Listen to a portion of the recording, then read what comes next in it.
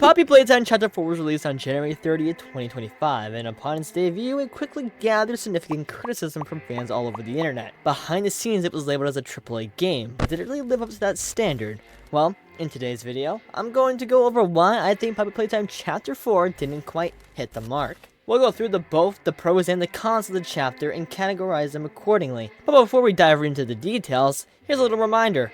Only 88% of you are subscribed to the channel, so if you haven't already, now's your chance to hit that subscribe button. It's a great way to keep up with my latest content.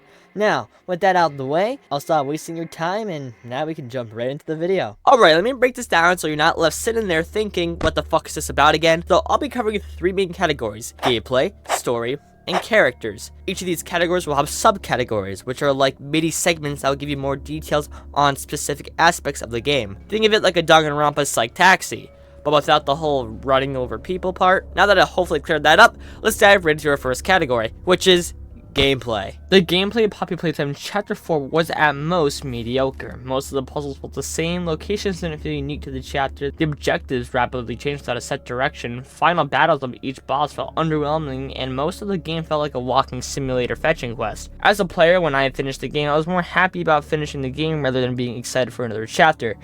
Is it over? Oh my god, it's over. Thank God.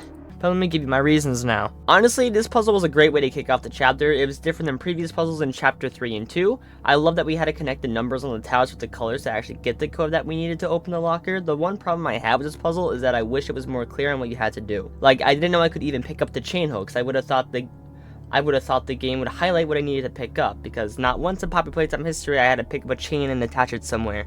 But honestly, that's the only problem I have with it. Other than that, I like this puzzle. No Man's Land. This puzzle fucking sucked. This could just be a me thing, but I hate puzzles that require you to follow wires while also being chased. This was also glitchy for me. Anytime I try to use the hiding spots to hide from Yarnaby, they wouldn't work. This dude is able to kill me even while I'm hiding, so the counter to this, which does not finish the hiding animation. If I just sat in between the cracks, it automatically stops its detection, but if I went all the way through, I was still being hunted. And for some reason, when I watched other people's playthrough, they were able to run all freely around No Man's Land without Yarnaby in sight. But in my playthrough, I couldn't go 5 seconds without seeing Yarnaby's ass. Like, this fucking dog or whatever Yarnaby is, he wouldn't leave me alone. Broke kept following me and appearing out of nowhere like I'm holding a bag of treats. Also, honorable mention, Yarnaby's AI is ass. Not as bad as Security Breach's AI, but still really bad AI. Overall, this puzzle took me 42 minutes to beat. This was not fun at all. Doctor's Surgery Room. In case you forgot what the Surgery Room puzzle was, let me refresh your memory. This puzzle was one of those fail and you die types. When you put your hand on the scanner, the doctor starts to freeze your hand. While he's busy yapping, you gotta find a battery that is located in the cabinet right below the saw. Then you gotta take that battery and then put it in the saw and saw off the other hand. Then you take the blue hand and use it on the scanner, and then take the circular plug and put it in the hole, and boom! There goes his lungs. This puzzle actually took me a bit to beat because I was focused on the doctor's dialogue. He mentioned a major lore drop which had me distracted. Did she tell you her part in the hour of joy? That she knew it was coming? Or did she leave out that crucial detail? But when I beat it, I was like, man, I actually enjoyed this puzzle. This was a nice, short, and simple puzzle. It felt unique because of its simplicity and how smoothly it fit with the other puzzles. Bigger body code. I call this puzzle the bigger body code puzzle. The reason being is because in order to actually solve this puzzle, you must wander through a bunch of circle rooms while trying not to run out of oxygen. During this, you were wearing a gas mask, a similar one in Chapter 3, but upon searching these surgical rooms, if you find the right toy that is displayed on their monitor, there will be a code that reveals your experiment number. But what if I told you all that was useless? There's a way to solve the puzzle without even leaving the room, and that's just called using your memory. All the toys that are shown to us in the monitors are toys we already know the experiment numbers for, so if you invested into the Poppy Playtime lore, you likely already know the code to the puzzle without even leaving the room. Doing the actual puzzle takes a decent amount of time, but just knowing it saves you a lot of time. Overall, it's just just like normal puzzle, not bad, but also not good. Doctor's Maze. After your first encounter with the doctor, you enter the Doctor's Maze, a labyrinth area where you must collect 4 different batteries to unlock the exit. This area was simple to do since the robots had such bad AI, it was pretty similar to just run through since a robot blocked off every dead end for you, resulting in you going to the right direction. The only difference this puzzle had compared to the others is the fact you are being chased by robots. It's kind of similar to Baba Chop's section, but with more than one enemy. That's really it. I didn't hate this section entirely. I liked it. Wastewater plant. The final puzzle on this list is the wastewater plant puzzle, and if you played the game, you probably know exactly which one I'm talking about. Out of all the puzzles, this one was easily the most confusing, at least for me. But the objective was clear. After you gather all the dynamite in the caves and place it on the right positions, you gotta turn the nozzles pointing the gas in the right direction. Your goal is to turn the gas green, and once that is done, you are clear to override the gas that causes everything to go boom. And before it explodes, you must quickly flee the area. Now overall, it doesn't sound hard, but it wasn't hard. Like I said previously, even though the objective is straightforward, executing it was another story. I spent a good majority of my time on this puzzle, but I'll give it credit for setting out from the other puzzles. But that doesn't mean I ever want to play it again. I think Mom needed to be a little more clear on what you needed to do. I don't want Mom to hold your hand throughout it, but hint at the player on how to solve the puzzle. Continuing to expand more on the gameplay, I want to talk about the locations. The locations in Poppy Playtime Chapter 4 offer us a fresh perspective on what Playtime Co. is up to. However, as the game progresses, the concept of these locations start to feel repetitive. Now, allow me to explain, starting off with the caves. Throughout Chapter 4, we spent a good amount of our time in the actual caves, and that's the problem. During Chapter 3, we saw a good amount of the cave system, and I'm pretty sure Mob Entertainment was trying to tease that in Chapter 4 we would see caves a lot. And oh boy, they were right. I think the biggest issue with the caves was that we spent too much time in them. It felt so bland that half the boss fights took place in the caves, and it makes it even worse that the main boss fight itself took place in a cave. As time went on, I got tired of seeing the same environment over and over again, and I'm sure some people could agree with that, some may disagree, but remember, that's just my opinion. The prison. The prison in Poppy Playtime Chapter 4 was supposed to be the big thing about the chapter, but I personally feel like I was robbed of my prison gameplay. My main problem with the prison was at the time we spent in it. Each time we spent time in it, it didn't feel any different. Most of the prison felt the same and no difference in what we were supposed to do. I feel like the prison overall was just a way to use nightmare critters as much as possible, but there was literally only one thing I liked about the prison, and that was the guard towers. This part of the prison was by far the best part. It actually felt like different, and it was a different puzzle. If I could go back and do the puzzle for the first time again, I would. The laboratory. Now, for when it comes to the laboratories, I'm going to count this section with the gas mask and the end of the game as laboratories. There might be more, there might not be, but I'm going off this in general environment. I think that it was by far the best environment in the game. It felt different, and it felt like I was actually progressing through the game. It gave me a sense that I was getting deeper and deeper into Playtime Co., and that I was getting closer to finding lore that was important to the story. So overall, even for the lab short screen time, this is my favorite location, but I think that sums up all my thoughts about the gameplay. Now I want to move on to our next category, the story. The story of Poppy Playtime Chapter 4 is what carries the game, but what if I told you the story isn't all that good? Let me tell you why. Poppy Playtime is a video game. Video games are meant to be played, so meaning the story that is provided to you should mostly be given to you while you play the game. And that's what Mob did with some parts of the game, and props to them for that. But the majority of the lore comes from the tapes and documents that are found scattered around the entire chapter. Like in the beginning of the chapter, you're already given multiple pieces of documents, and if you're a player that desperately cares about the lore, I guarantee you sat there and read those documents. Reading those documents right in the beginning off the games just delays you from getting to the actual gameplay. Lore should be added more in the middle or towards the end of the game itself. That leads me to my main point about the story, the tapes. The tapes are by far the most important thing about any Poppy Playtime chapter when it comes to lore. It's what the fans strive for. Now, I'm not going to make you watch every tape because that would make this a longer video than it needed to be. But I watched every tape in my own time in order to give you the accurate information. There are a total of 18 VHS tapes in the game, 17 can be found through the gameplay. On the screen now is the name of every VHS tape in the game, but if you pay close attention to each tape, they follow a theme. The themes being story, character, other. Now I will assign each tape to its respective category. If you disagree with any of these, please state your opinion in the comments below. Do you notice it? Because I do.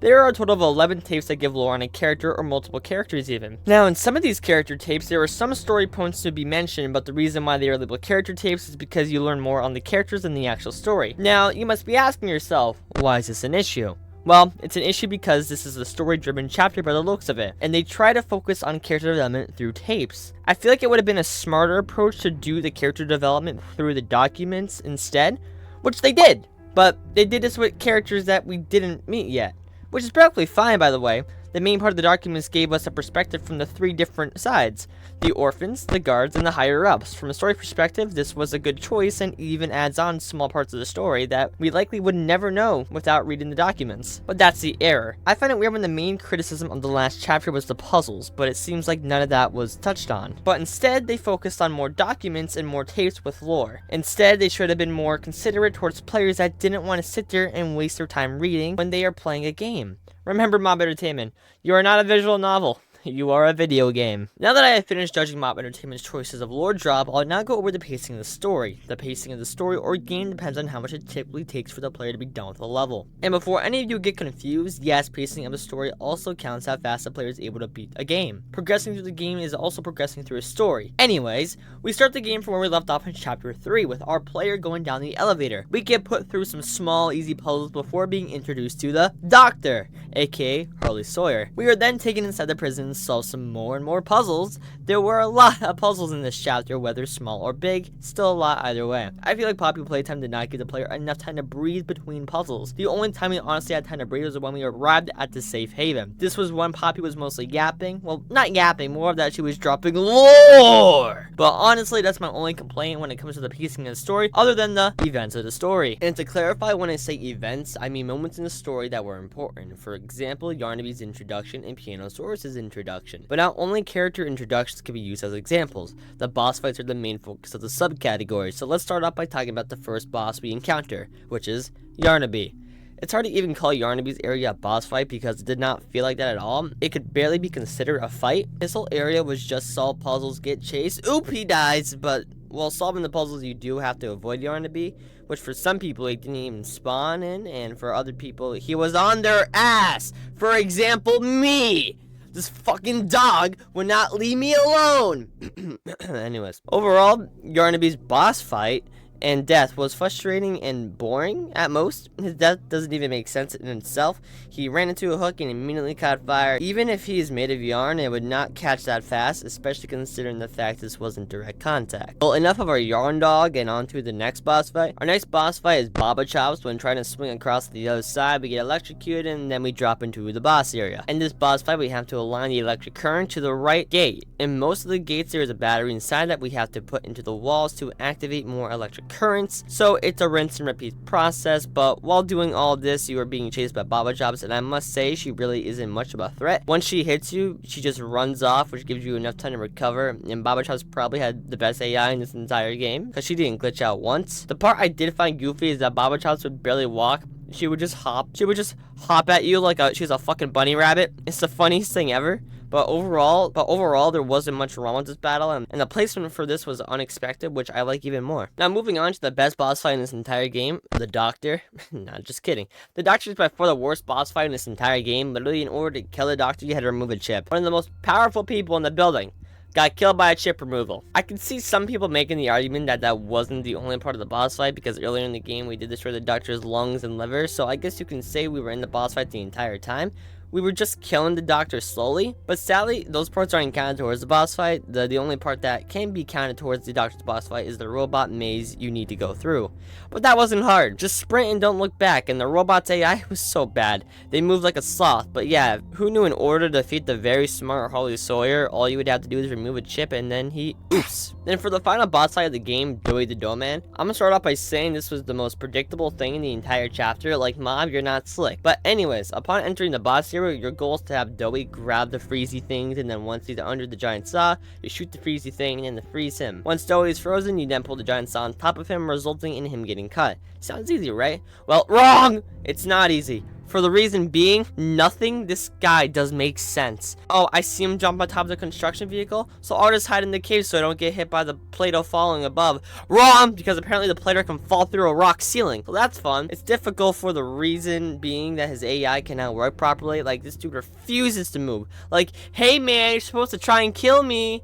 And when the game finally did work, his boss fight was really underwhelming. Like, honestly, Baba Chops was more entertaining than this fight. And after you saw him down, the actual final was also anticlimactic. He's out here pouring his heart out and then we crush him. Like, if you're gonna try and kill me, then don't pour your heart out. Joey could have killed us right then and there. And this actually leads me on to the final category. Characters. This category goes in depth with each character and how they were developed throughout this chapter. These characters will be looked into based on the information we get during the chapter. I'm excluding tapes because I want to see if the player is able to understand the character without the tape tapes spoon-feeding information. So let's start with Doughy the Doughman. So let's start off Doughy's in-depth analysis with how he was introduced. We were officially introduced to Doughy when he prevented Pianosaurus from killing us. After Doughy defeated Pianosaurus, Doughy officially introduced himself.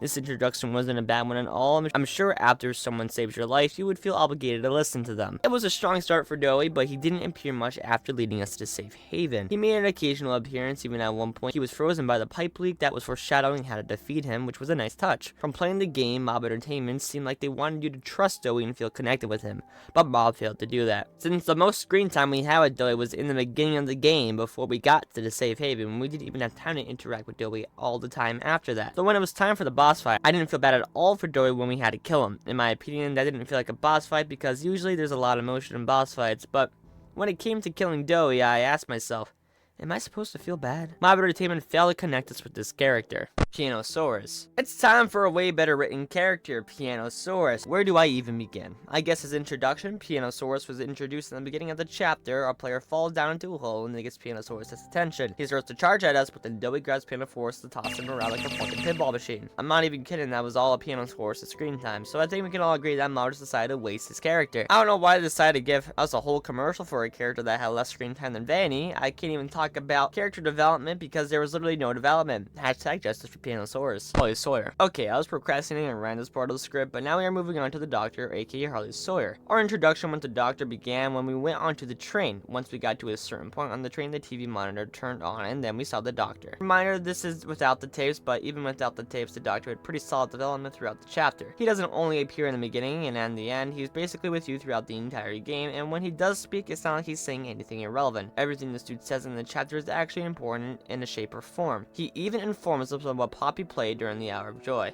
and he's telling the truth because we were gonna die. But I'm pretty sure that's all I can mention for the Doctor without the tapes. If I made this including the tapes, then this man would have a lot more written down, but I'm writing this with the intent of doing this all without the tapes, as I mentioned for the 30th time. Prototype. This is gonna be a hella short one. I don't even know why I included this one on the list, but next is Prototype. We were introduced to him after Kissy Missy drags us into the hall, and then we see the Prototype shadow on the wall, and then he walks away. Yep, that's his introduction, but at the end of the game, it is revealed to us that Ollie's actually the Prototype and epically betraying us. This startles Poppy and she runs off. Man, it's not like we predicted this chapter 3 when Ollie was first introduced. Nightmare Critters. Oh boy, get ready for this one. The Nightmare Critters. These little guys literally got a whole ass profile on their personalities, but for what? They legit had no importance to the story whatsoever. The only critter that had importance was literally Baba Chops. Poppy Playtime. Alright, we have reached the end game, so I saved the best for last, that being Poppy Playtime. I didn't really need to tell you when we were introduced to her, since I'm sure you already know we were introduced to her in chapter 1 when we freed her out of the box, but anyways, focus on this chapter. Poppy was seen not a whole lot in this chapter, but she was definitely shown a lot less than Doughy. But in chapter 4, we start the chapter with Poppy on the elevator, then she tells us to go find our allies, and then she goes back up to save Kissy. We reunite with Poppy in the safe haven, and she proceeds to tell us her plan to stop the Prototype. Then the next time we arrive back at the safe haven, we got the Omni Hand. Now Poppy is pumped up because we're here to kick some Prototype ass. After the boss fight, we go into an event with Poppy and Kissy. Poppy tries to get in contact with Ollie, but then is ultimately revealed that the Prototype was just replicating Ollie's voice. The more and more Prototype speaks, the more scared Poppy gets. After her reaching her breaking point, Poppy decides to leave the event, leaving us with just Kissy. Like, in full honesty, I think the amount of screen time Poppy got was perfect for the character development. Even without the tapes, I feel like you can still grasp an idea on how she feels and why she's acting the way she is. And if you don't, then that's okay, you can just watch the tapes later. Well, like I said, Poppy was our final one, so that leads us to the end of this video. So if you haven't already, make sure you check out my playthrough, Poppy Playtime Chapter 4 if you haven't already. And also make sure you subscribe with notifications on, this will make sure you don't miss any upload of mine. Oh, also, big news, I made a new Discord server, so if you haven't joined that, then what are you doing? Don't be shy, come talk to me. Anyways, I'll stop delaying the outro, so without further ado, I hope you enjoyed the video. Roll the outro. Boop!